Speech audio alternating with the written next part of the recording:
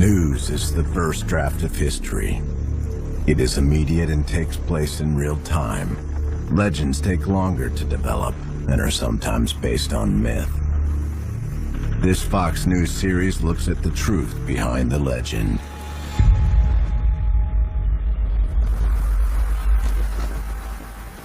We hold these truths to be self-evident, that all men are created equal, that they are endowed by their Creator with certain unalienable rights, that among these are life, liberty, and the pursuit of happiness. What are you writing? It's for the Congress. Doesn't concern you. Whenever any form of government becomes destructive of these ends, it is the right of the people to alter or to abolish it. Do all approve the Declaration as revised by this committee? Aye. We, therefore, the representatives of the United States of America, solemnly declare that these united colonies are, and of right ought to be, free and independent.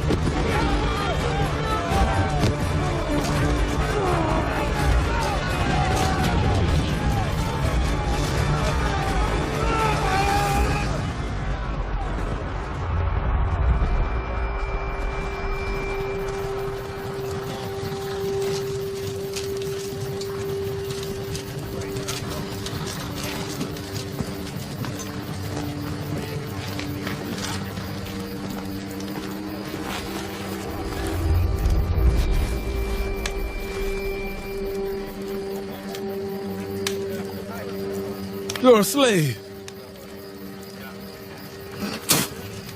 I ain't no slave.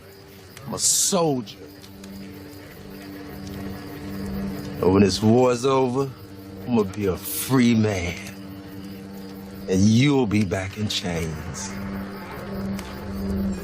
Ask your general about slaves.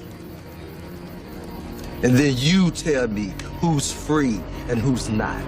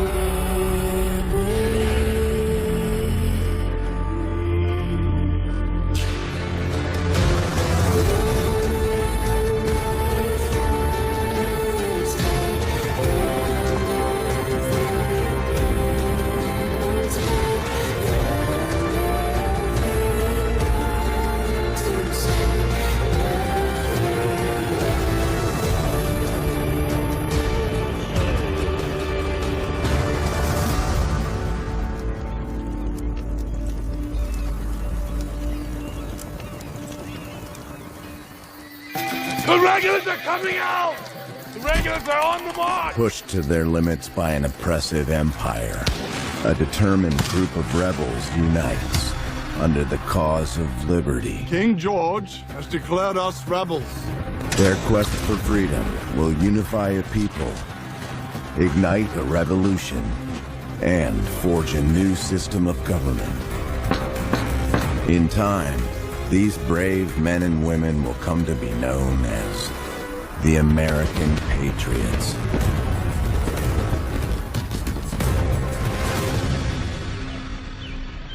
The American Revolution, a war for independence and liberty from oppression.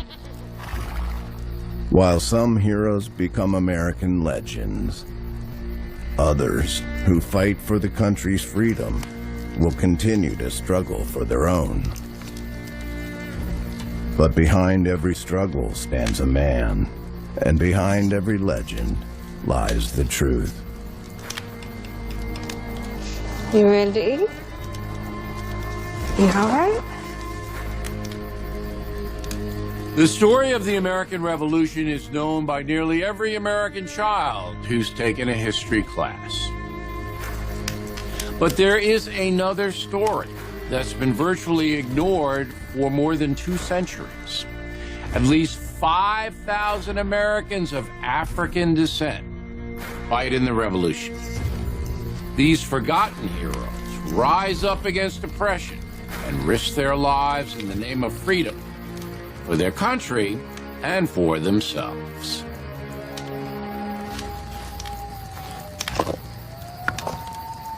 Bless you for allowing me to join your camp, man. All we have is food and warmth, but it's yours. In our African tradition, the oral tradition is the big one that we pass knowledge from person to person. Our stories are continued and carried over generation and generation in spoken word, in poetry, in music. That's how they're still remembered today. You been to war? Indeed. My pa's in the war. You must be a proud man, your pa. Out there fighting for the truth. Black people believed that everything would change. In the American Revolution, there was going to be more freedom than ever. And remember, black folks are fighting with a guarantee of their personal freedom, that they can leave the household of the master, or they can leave the plantation. Christmas addicts, sailing poor, even the fair Miss Phyllis Wheat. So many names and faces, just like you and me, out there fighting for our freedom, especially old Jack Sisson, a patriot like no other. Careful now, boy. Jack Sisson, a slave as the revolution begins, will become a hero by war's end, even helping to win American independence at the pivotal Battle of Yorktown. But little is known of Jack's early life, except that he's owned by a successful farmer, Thomas Sisson of Tiverton, Rhode Island. Well, Jeffrey says you've got big dreams. You think you're good enough to fight? Good enough for war? The world that Jack Sisson lived in was a world where he's enslaved, but his work activity would have looked more like an indentured servitude. But he's enslaved. Law says you could take my place in the militia if I allowed it. You think you'd be better off a free man, Jack? You'd like to leave my house? It's a good house, sir. I'd rather hang than have one of my Negroes loose with a gun in his hands in the name of liberty. Your place is here, Jack. With me.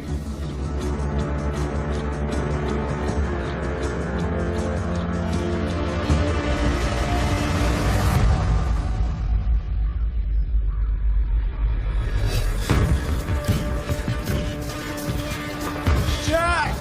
Come back here, boy!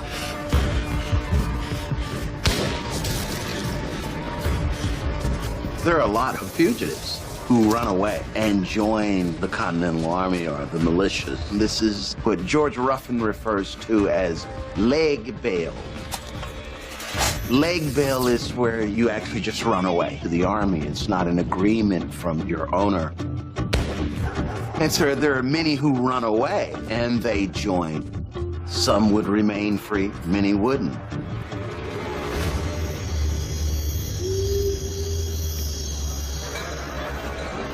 Why are you itching for a fight? You read the same words that I read. All men are created equal. Ain't that worth fighting for? Even as Jack Sisson takes his independence into his own hands, he is still far from free. He needs something to run to. While some Africans are being allowed to join patriot militias, not everyone agrees with arming slaves. That declaration is just words. They're not meant for us. How could you say that? You know, an African might naturally assume, yes, this is my revolution. Not as slaves, but as free men. Because one of the big questions comes up is, well, what does independence have to do with freedom? You know, they're not necessarily associated.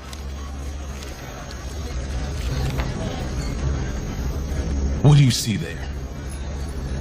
The Boston Massacre. That's the reason we're fighting the British. No. Look again.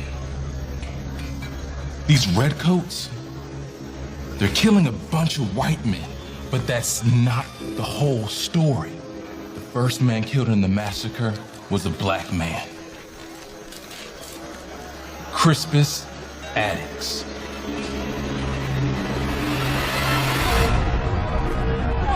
Go home, damn you! Crispus Attucks.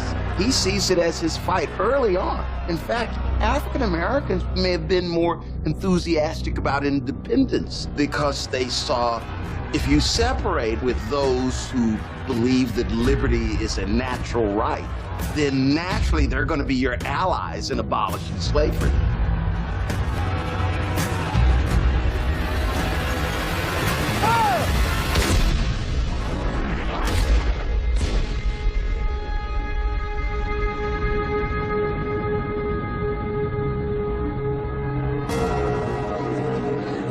So tell me again why that piece of paper is worth fighting for.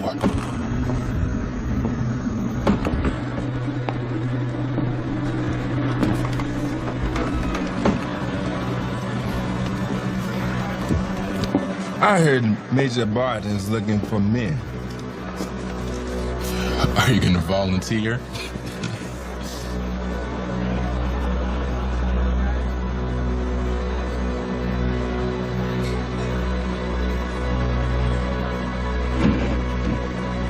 Major Barton.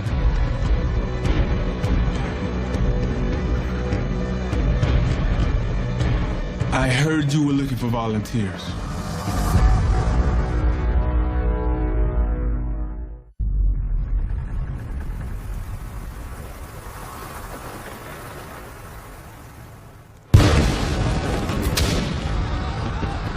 Shall we live as those British subjects do in Ireland, slaves to the crown?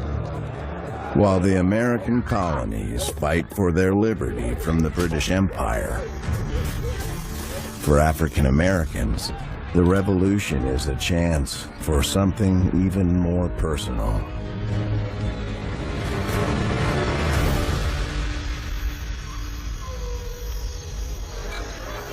So tell me again why that piece of paper is worth fighting for. The American Revolution is probably the first serious propaganda war. You know, liberty and freedom and justice for all. There's talk of economic enrichment. There are all these things going on. The black people hear it. Freedom.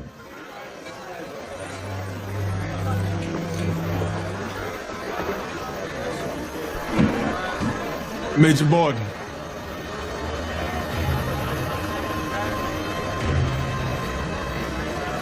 I heard you were looking for volunteers.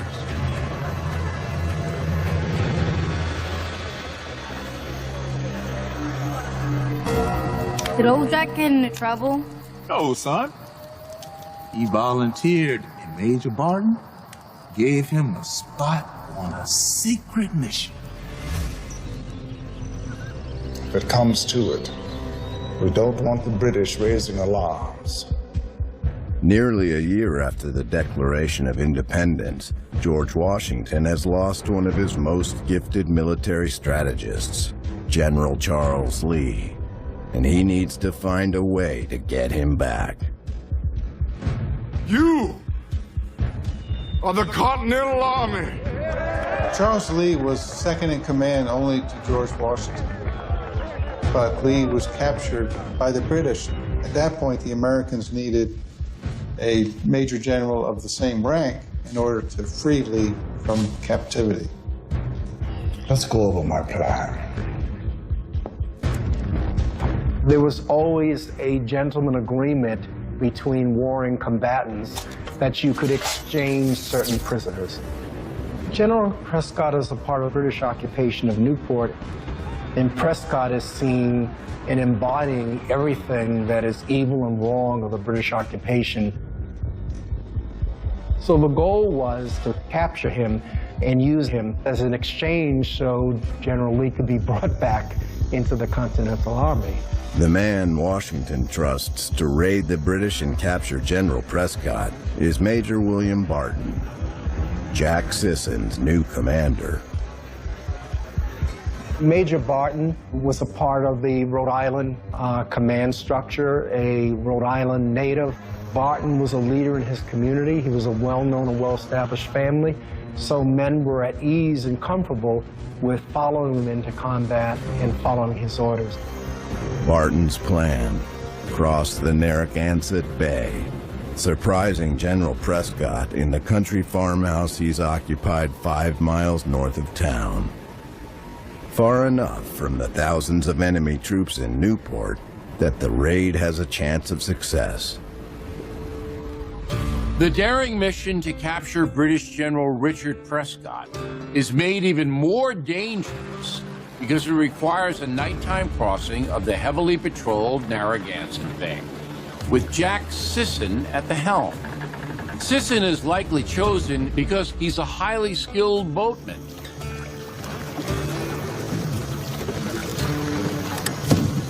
They muffled the oars, so they said, so they could slide right by the British men of war who were there in the bay. They came up on the shore and were able to maneuver around patrols. Come on, men.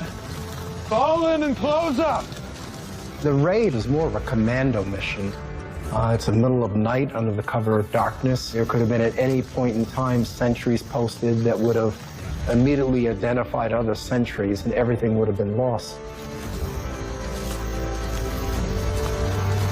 Sure and steady, Mr. Sisson.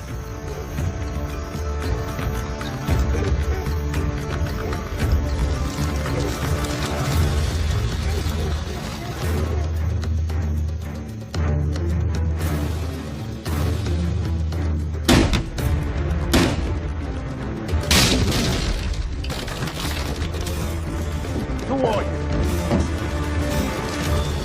What is going on here?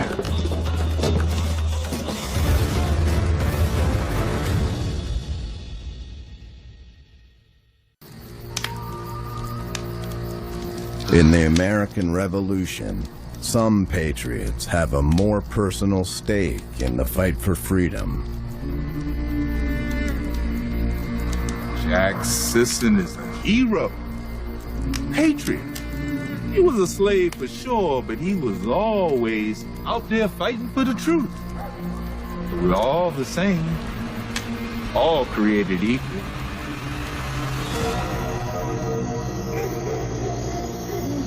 On a secret mission to capture British General Richard Prescott, Rhode Island militiaman Jack Sisson puts his desire for freedom into action. Who are you? What is going on here?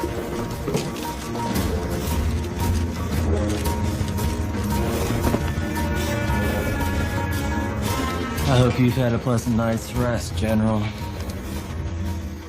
Legend has it that Jack Sisson bashes in General Prescott's door using his head as a battering ram. But whether the story is true or not, Sisson is an integral part of the operation. The daring mission results in the successful exchange of the captured General Prescott for the American General Charles Lee, all without firing a single shot.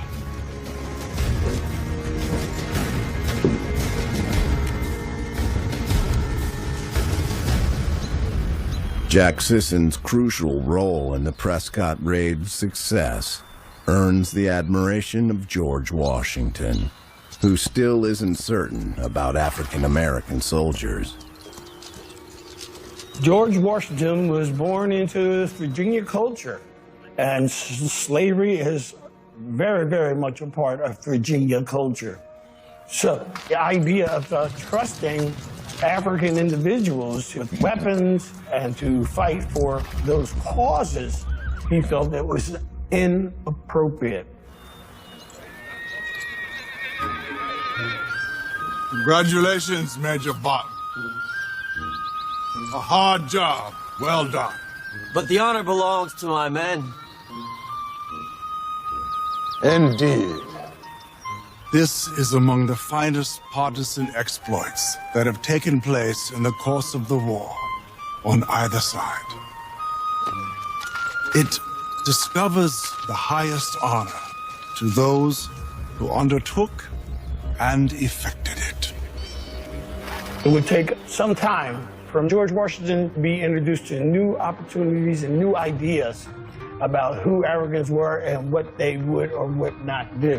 What begins to change George Washington's ideas about black soldiers? Well, one is those actual soldiers who fought in those early battles.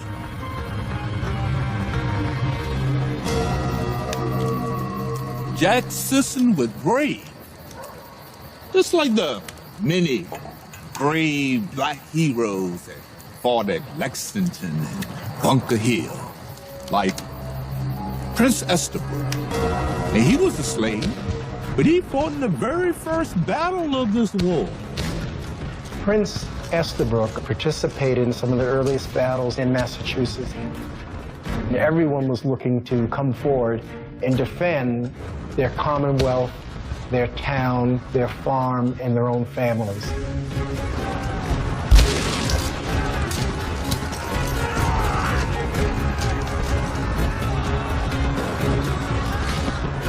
It was Peter Salem. He fought at Bunker Hill. He was a slave until his master gave him his freedom. Peter! Peter! How many rounds you have left? Only 3! Peter Salem ends up registering with the Massachusetts Minutemen and is credited with shooting and killing Major John Pitcairn.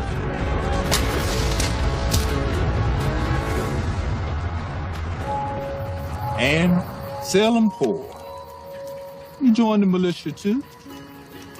And at Bunker Hill, he fought so bravely that 14 white officers gave an official statement of his heroism to the Massachusetts government.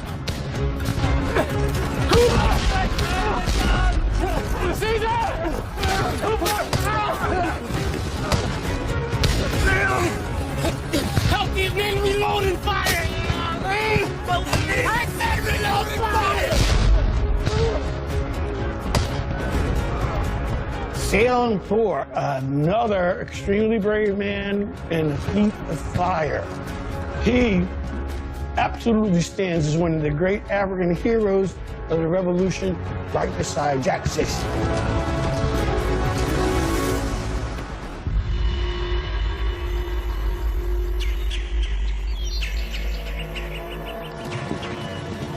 Jack Sisson's story may not be as well known, but he is no less heroic.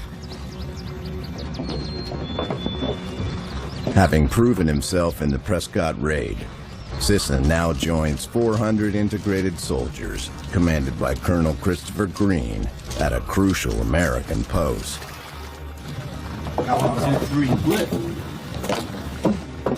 The British have occupied Philadelphia, the birthplace of independence.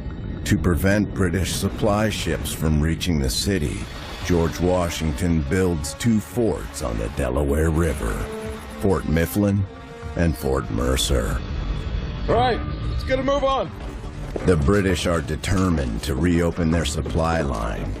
Colonel Greene must prepare his men for the inevitable attack that could come at any time. Christopher Greene had first-hand interaction with African heritage people, growing up, recognizing the close proximity and the interdependence of Africans, so he was significantly well respected by his men. The post I have in charge, I am determined to defend, with the small number I have, to the last extremity. Some problems, sis? It's just that the men are saying we won't last the night. That Philadelphia has fallen. If that is so, then it is our God-given duty to raise her up. And raise her up we will.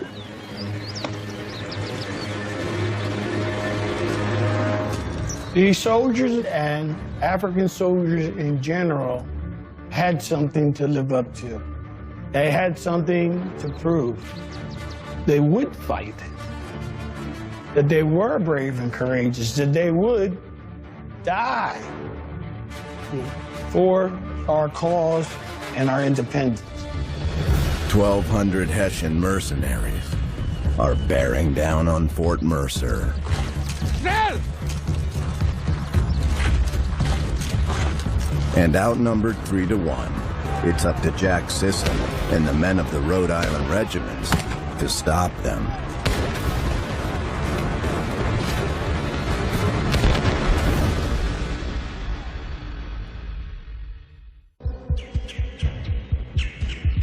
All right, boys, get this cannon mounted.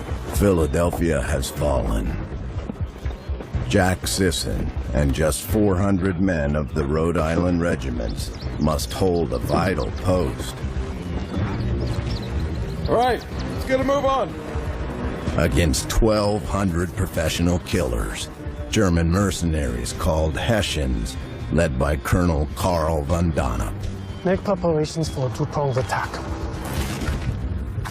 Many African-American soldiers believe their decision to fight alongside free patriots is a just one that will eventually lead to their own freedom.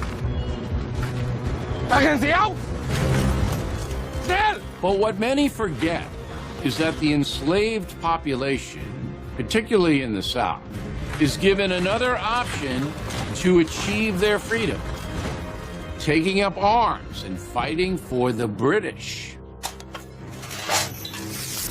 Early in the war, the British Royal Governor of Virginia, Lord Dunmore, offers emancipation to any slave who fights for the British. 500 slaves join his so-called Ethiopian regiment, despite the British attempt to turn slaves against their masters.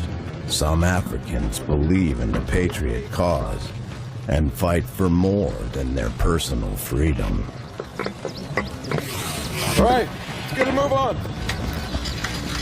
At Fort Mercer, the 1st Rhode Island Regiment prepares for the overwhelming Hessian force, a battle that could be their last.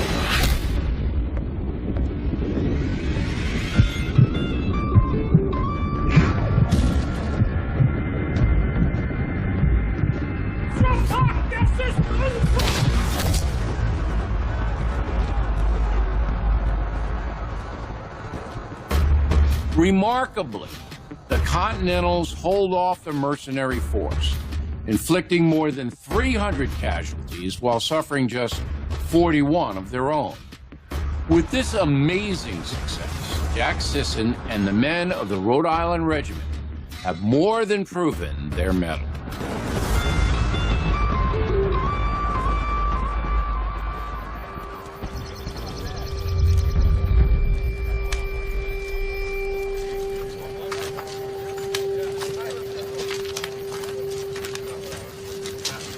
There must have been maybe hundreds of Africans who served with the Germans.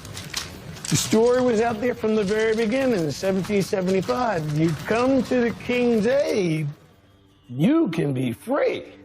Right? The Germans are fighting for the King.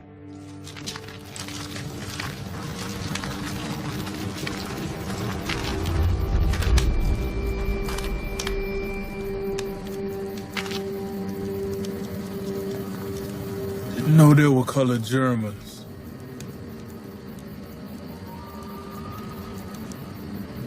You're not German. You're a slave. I ain't no slave. I'm a soldier. But when this war's over, I'm gonna be a free man. And you'll be back in chains. They may give you a gun, but you still just a white man's boy. And you are just a slave of a slave. The British are using these Germans just as they are using you. And when General Washington wins this war, there ain't gonna be nowhere for you to go. General Washington, ask your general about slaves. And then you tell me who's free and who's not.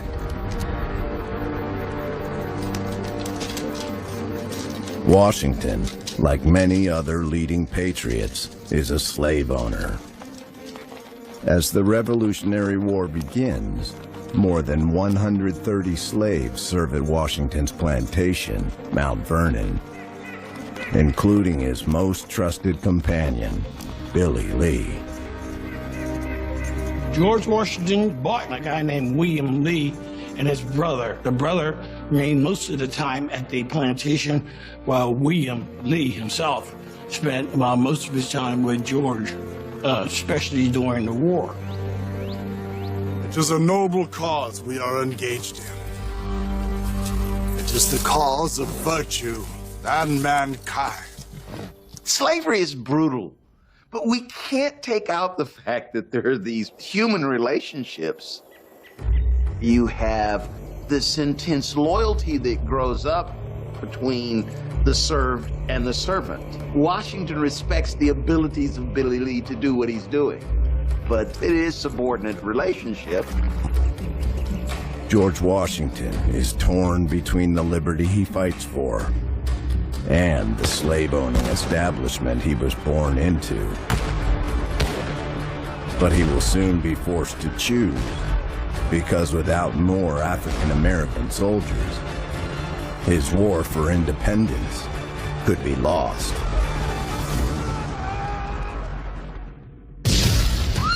The only option now is to declare our independence. America is at war, Dr. Franklin. Welcome home. For more revealing stories on these and other patriots featured in Legends and Lies, purchase the companion book, available at BillO'Reilly.com and bookstores nationwide.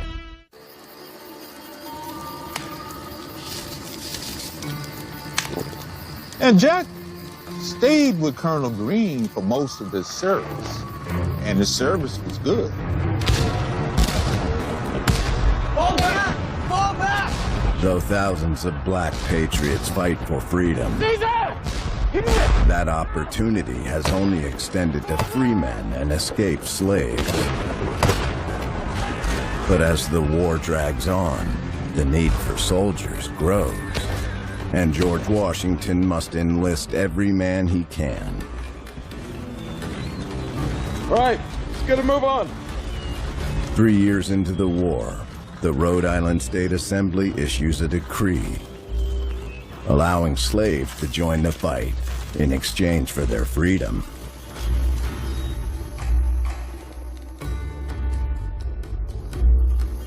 Despite his reservations, Washington supports the idea, but only behind closed doors. General Washington had to make a decision because he was down on men, he was down on resources.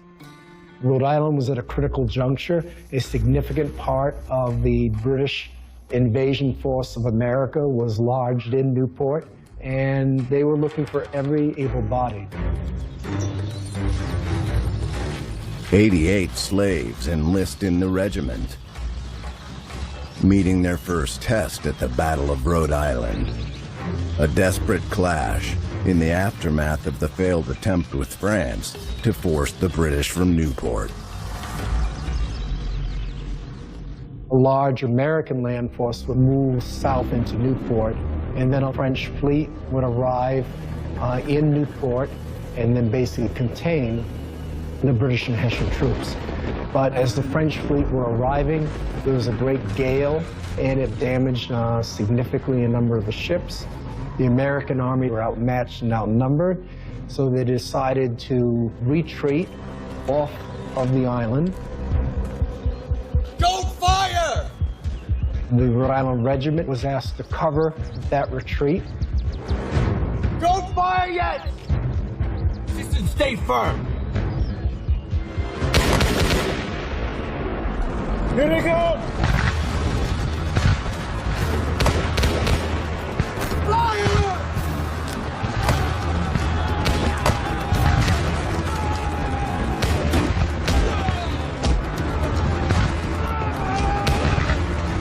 The 1st Rhode Island Regiment had to prove themselves to the white society that they could be brave soldiers, and they were. Starting with the Battle of Rhode Island, there was recognition from the members of Congress that these people were right in letting blacks in. They're really proving Washington wrong. George Washington's true feelings toward African-American soldiers are unclear.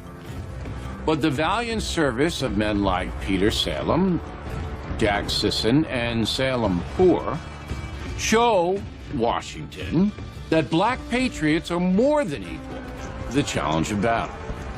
Eventually, these unsung heroes inspire George Washington to allow all able men, no matter what their race, to serve in the Continental Army.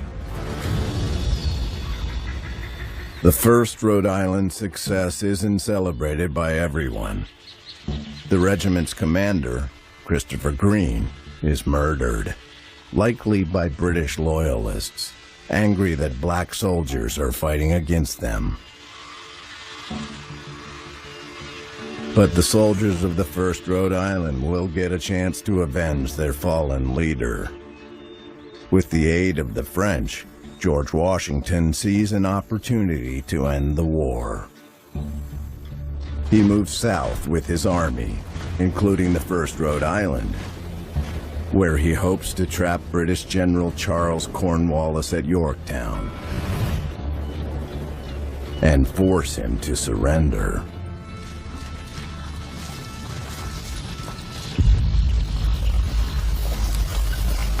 Marching up one way, marching down another, hiding, running.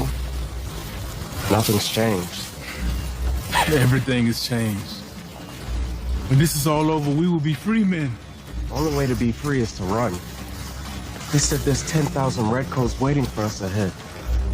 You run, and you'll never stop running. This fight ain't about land and taxes and liberty from England. It's about what's in here. What every man has is his. It's worth dying for. And it's what we'll pass down to our sons.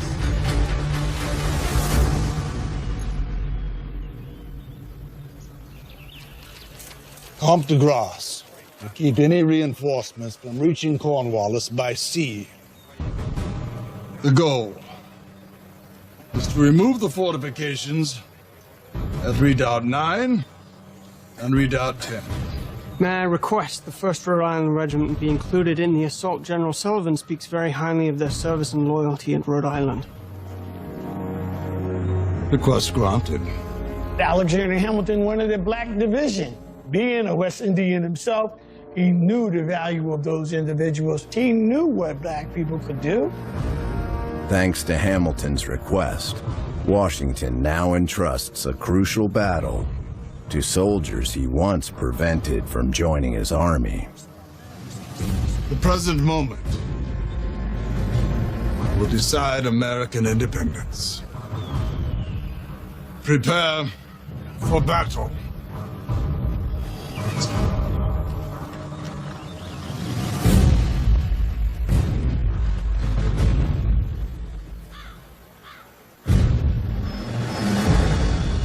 After weeks of siege, the Battle of Yorktown comes down to a nighttime assault on 2 small British fortifications, known as Redoubts 9 and 10.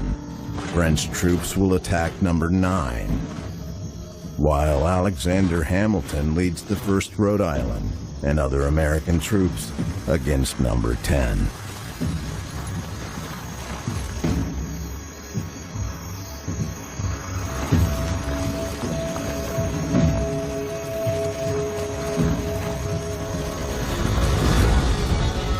Use your bayonets, boys! Don't stop the fire! It's the bloody Americans! Along! Serve the law! You're so boys! Come on! Come on! Take my hand!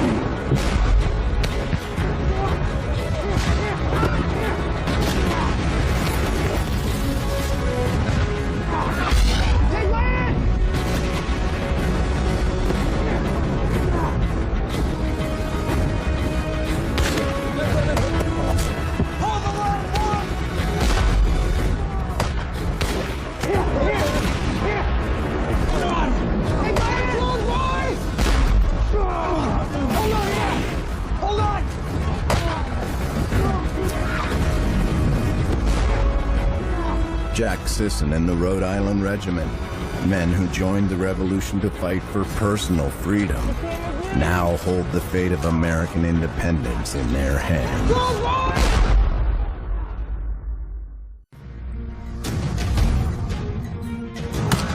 The war for American independence comes down to an assault on a small fortification at Yorktown. The men on the front lines are Jack Sisson and the soldiers of the Rhode Island Regiment.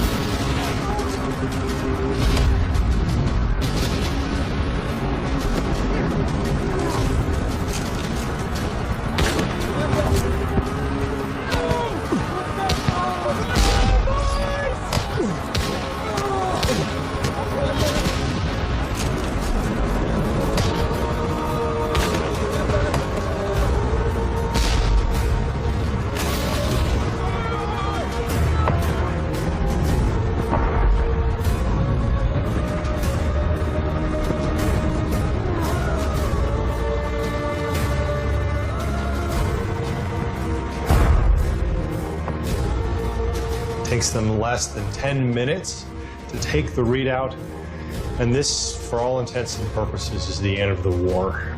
Wallace is trapped. All that stands between him and England is a massive ocean. The Rhode Island Regiment is a crucial part of the victory that secures American independence, just as African American patriots play vital roles throughout the Revolution. There is a very famous watercolor from a Hessian artist that includes an image of an actual African Rhode Island participant. It very much characterizes the fact that Africans were not sideline participants. They were actively involved in nearly every aspect of building this great country. By understanding the story of Jack Sisson, we have a better understanding of the story of America. By taking Redoubt number 10, the Rhode Island Regiment allows Washington to launch a devastating artillery attack on the main British fortifications. 5 days later, General Cornwallis surrenders. Where is Lord Cornwallis? He is under the weather, sir. General Lincoln here will accept the sword. You may tell Cornwallis I'm not feeling well myself. The reduction of the British Army under the command of Lord Cornwallis is most happily effected at an earlier period than my most sanguine hopes had induced me to expect. The actions of these soldiers, of those who sacrifice, become an example for future generations. For an enslaved population, this is the inspiration.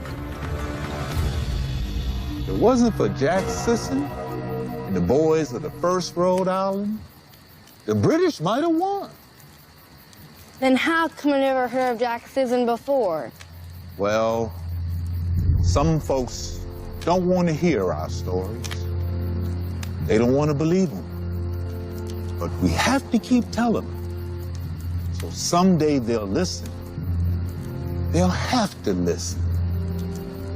They'll have to believe.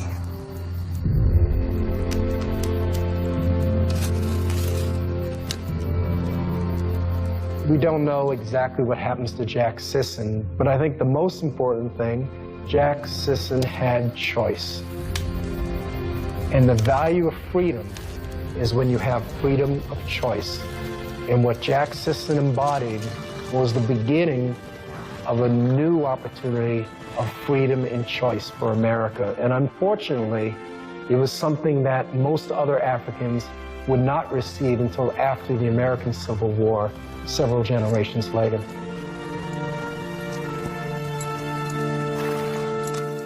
The work is done, and done well. George Washington continues to own slaves for the rest of his life, but there is evidence that he may have been more progressive than his peers. Thanks, perhaps, to his experience with African-American soldiers, like the Rhode Island Regiment. Upon his death, Washington will be the only one of the founding fathers to free his slaves. For Jack Sisson and his fellow African-American patriots, the Revolution is as much a war for personal freedom as it is for their countries. Unfortunately, their hope for equality is deferred to future generations. Many of these heroes have simply been forgotten or vanished, like Jack Sisson. But their contributions to the founding of a free nation stand as true examples of the American character. The sacrifice they make in their fight for national and personal liberty is something we must never forget.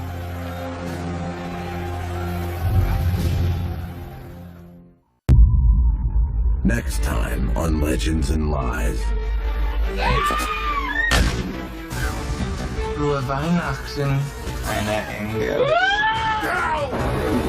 That old fox Washington is beaten. Winter will finish him off. I see an opportunity for an attack. On Christmas. Precisely. Follow me, man! God be praised. May his vengeance be swift and terrible.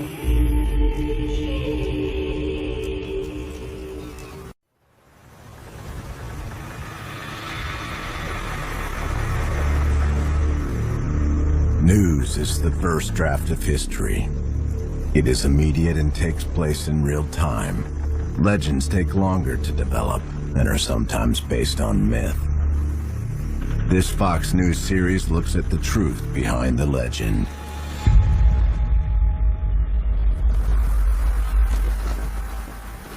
We hold these truths to be self-evident, that all men are created equal, that they are endowed by their Creator with certain unalienable rights, that among these are life, liberty, and the pursuit of happiness. What are you writing? It's for the Congress. doesn't concern you. Whenever any form of government becomes destructive of these ends, it is the right of the people to alter or to abolish it. Do all approve the declaration as revised by this committee? Aye. We, therefore, the representatives of the United States of America, solemnly declare that these united colonies are, and of right ought to be, free and independent.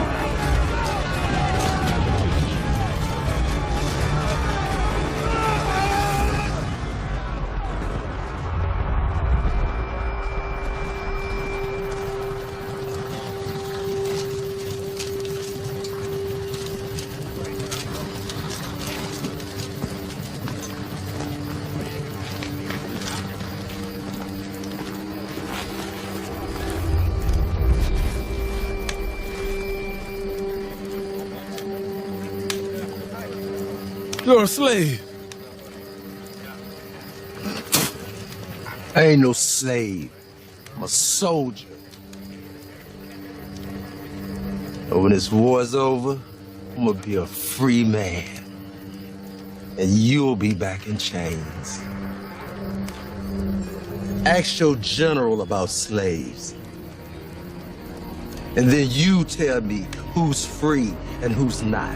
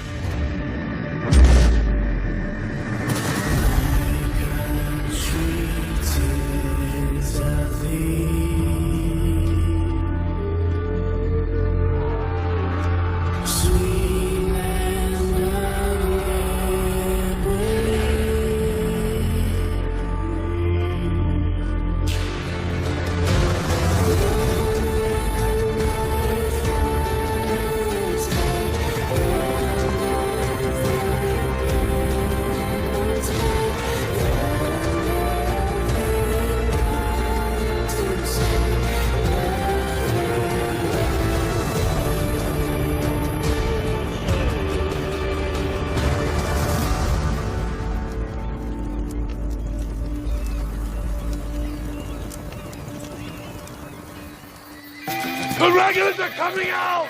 The regulars are on the march! Pushed to their limits by an oppressive empire, a determined group of rebels unites under the cause of liberty. King George has declared us rebels. Their quest for freedom will unify a people, ignite a revolution, and forge a new system of government. In time, these brave men and women will come to be known as the American Patriots.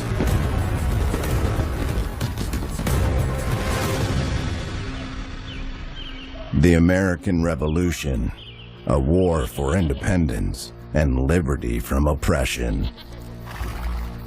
While some heroes become American legends, others who fight for the country's freedom will continue to struggle for their own. But behind every struggle stands a man, and behind every legend lies the truth. You ready? You all right? The story of the American Revolution is known by nearly every American child who's taken a history class. But there is another story that's been virtually ignored for more than 2 centuries. At least 5,000 Americans of African descent fight in the Revolution.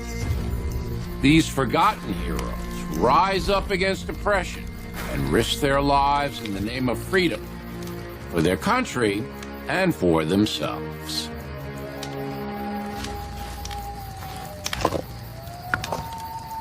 Bless you for allowing me to join your camp, man. All we have is food and water, but it's yours. In our African tradition, the oral tradition is the big one that we pass knowledge from person to person. Our stories are continued and carried over generation and generation in spoken word, in poetry, in music. That's how they're still remembered today. You been to war? Indeed. My pa's in the war. You must be a proud man, your pa. Out there fighting for the truth. Black people believed that everything would change. In the American Revolution, there was going to be more freedom than ever. And remember, black folks are fighting with a guarantee of their personal freedom, that they can leave the household of the master, or they can leave the plantation. Christmas addicts, sailing poor, even the fair Miss Phyllis Wheat. So many names and faces, just like you and me, out there fighting for our freedom, especially old Jack Sisson. A patriot like no other. Careful now, boy.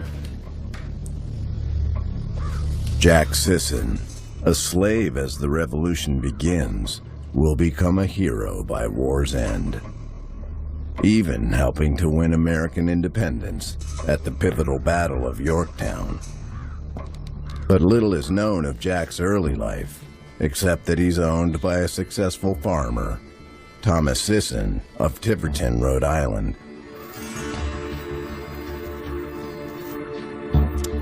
Well, Jeffrey says you've got big dreams.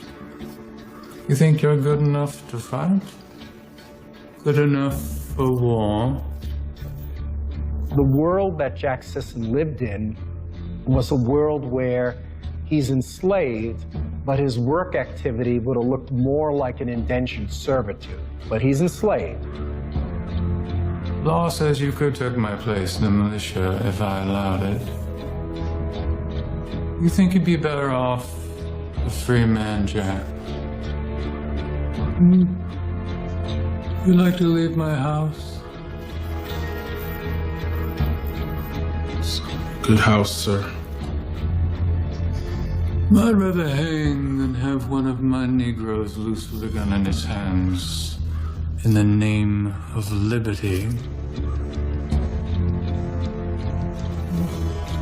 Your place is here, Jack. With me.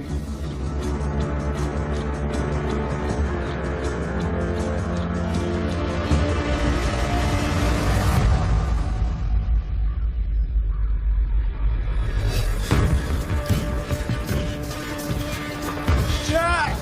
Come back here, boy!